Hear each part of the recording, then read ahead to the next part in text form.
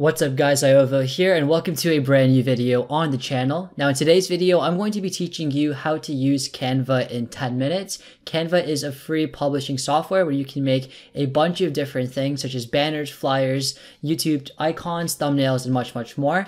What's great about Canva is that it's completely free and you can get a lot out of it in the free version. And I would argue that for making YouTube content, it could even be better than Photoshop because it's very simple and easy to use and has a lot of pre-built content. Now, if you guys want to see more videos like this, where I cover an entire software in 10 minutes in a short tutorial, let me know down below in the comments. From now on, I'm going to be uploading 1 to 2 videos per week, so be sure to stay tuned for more in the future. And with that being said, let's get started.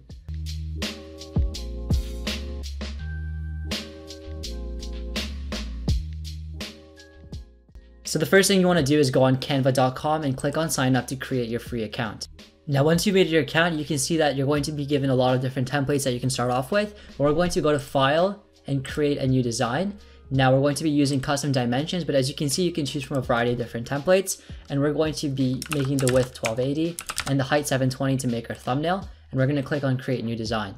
Now the top toolbar is used to modify your file. So you can resize, go to File, you can change the margins as well as save and download your file, or you can also download it by clicking this button over here or by going to publish and then choosing the variety of options you have at the top.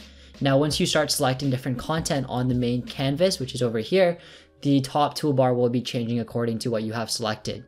Right underneath the top toolbar, you also have the option to add notes, add a new page, as well as copy the page that you currently have. And on the left side of the page, this is where you're going to be accessing all the different kinds of content, which you're going to be adding to your main canvas to make the design that you're trying to create.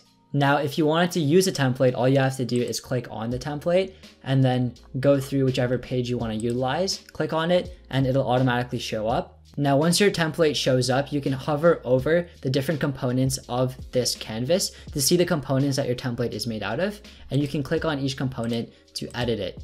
I'm just going to undo that because we're going to be making our design from scratch. So once you understand how templates work, what you can also do is go to photos and add a lot of the content that Canva already has available. Some of these are free, some of them you're going to have to pay a royalty or access the pro version. We're going to be making a thumbnail for a cooking video, so we're going to be using our own image. So you can go ahead and go to Google Images. I wanted to find a pie on a table, so I Googled pie on table and I found this image.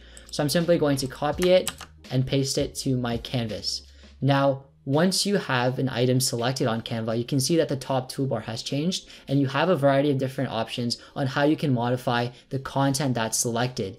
You can add various effects to it. You can add a filter as well to change the color. So we're going to add the dalliance filter to make it a little bit, to change the hue a little bit.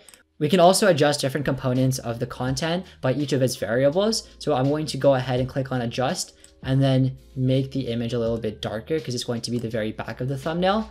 We can also crop it, but I don't need to crop it, so I'm going to click on done. And if we wanted to flip it, we could also flip it, duplicate it, and also align it to the page. Now on the very right, you have the option to change the transparency of an image. So if you're going to do some text, for example, on top of an image, but want to see the image behind it, you can shift this bar.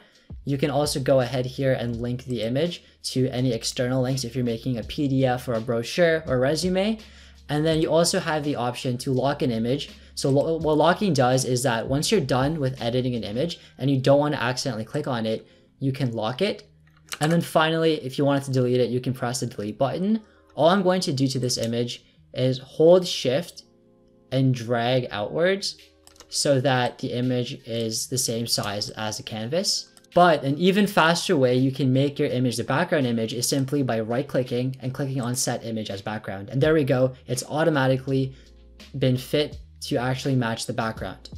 Now we're going to be adding elements to this thumbnail that we've created by going into the Elements option. Okay, I want you to ignore the trending elements, but what you can see is there's a lot of different elements that you can add to Canva that are already available, some of which are even animated, and they're all free to use, as you can see, because they don't have the pro icon. So this is a really powerful feature. I'm going to go ahead and search pie because I want a pie icon in my thumbnail, and I'm going to click enter.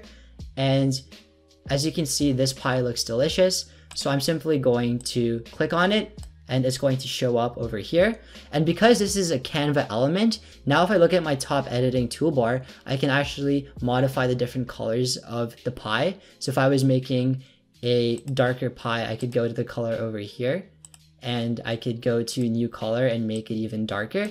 And so this is a very easy way to edit images and elements already inside of Canva. Now I'm going to go ahead and shrink this pie icon. I'm going to rotate it, which is available within the image once it's selected, and then duplicate it. And so now we're going to go ahead and look at the elements once again, and we're going to add a shape this time. So I want to add a square, which is thankfully free, and I'm going to change this box so that it is going to cover the left half.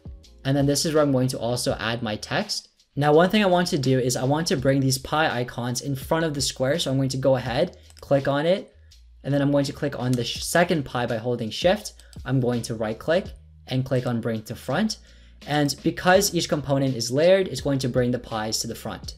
Now I'm also going to change the color of this rectangle because I think gray is a bit bland. So once again, I can click on the component and the component settings come up at the top. I'm going to click on the color and I'm going to make the color the same dark red as the pie filling. And as you can see, it automatically saves your most recently used colors. Now I'm going to go ahead and add some text. Now I think this font looks really cool. And if I wanted to reference to it later on, I can click on these three dots to get the name of the font. And to add it to my thumbnail, I'm going to go ahead and click on it and it's going to auto-populate. As you can see right now, the text is broken down into two components. So I'm going to go ahead, select the bottom component and delete it. And then I'm going to change the text of the main component and type in how to bake a pie. If I want to center align this text, I would go ahead, press Ctrl A or just highlight it all. And then I'm going to go ahead to alignment and it automatically shifts through the three different alignment options there are. And as you can see, if I resize this text box as well, it will automatically adjust. Now, I think that this text is also a little bit close together. So I can go ahead, select it, go to spacing, and then modify the line height so it's more spread apart like so. And then if I want to drag this text, what I can do is I can just drag it like so. And as you can see, there's alignment grids already in place when I move this. So I can align it just by dragging to the red box. So as you can see, the text and the square are now aligned. Now, another way you can align different components is by clicking on the first component, clicking on the second component. And as you can see, the top component toolbar changes. And then you can either group the items if you wanted to make them one item, or you can go to position and then you can go ahead and you can top align the text to the box, but we're going to go ahead and middle align it and it's already center aligned. Now Canva also has some other elements that you can add, which we're not going to be adding to our thumbnail, but we're going to be going over. So you can go ahead and click on the music tab to add a bunch of different songs. If you were making a presentation and wanted to add a video background, you can also go to videos and see all the video content that's available. You add it the same way just by clicking on it, and then the settings for this video will appear at the top so you can crop it.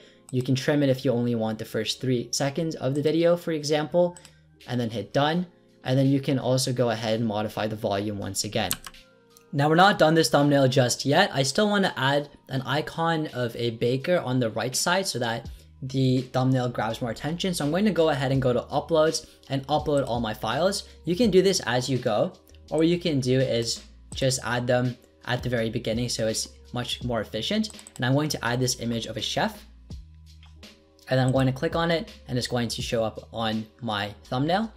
I could once again add and edit the image at the top, just like how I would with the icons or any other image, but there's nothing that I really want to add. I'm just going to move it over here to the right side and then make the icon larger and then drag it so it's aligned with the text and the red rectangle. Now, if there's certain content that you actually like, such as certain photos and background videos, you can actually like them and then access them where your likes are. And then finally, if you click on more, you can also add other external components. So if you, for example, going on the YouTube video, you would just search for the video. Once again, there's some interesting things trending, but we're not going to be adding any YouTube videos. If you go to File and Save to Folder, then you can add this to the folder of your mockups and whatnot. We don't have a folder, so we're not going to do that. And instead, we're going to download this right now. You can download it by clicking on this download button on the top right, or you can click on Publish and then click on download. Now we're going to download it as a PNG at its regular size, but if you wanted to make it smaller or larger, you can drag over here. We do not want a transparent background because it's a thumbnail and it's a very small file, so we're not going to compress it, but you have the option to do so. And then we're going to click on download. And there you have it. Hopefully now you have a firm grasp of how Canva works and you can use it to make your own designs.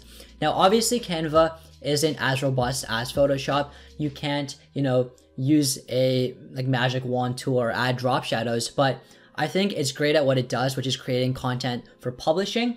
So hopefully this video did help you out. And if it did, be sure to hit that like button down below. And as always, thanks for watching. My name is Iovo and I'm signing out.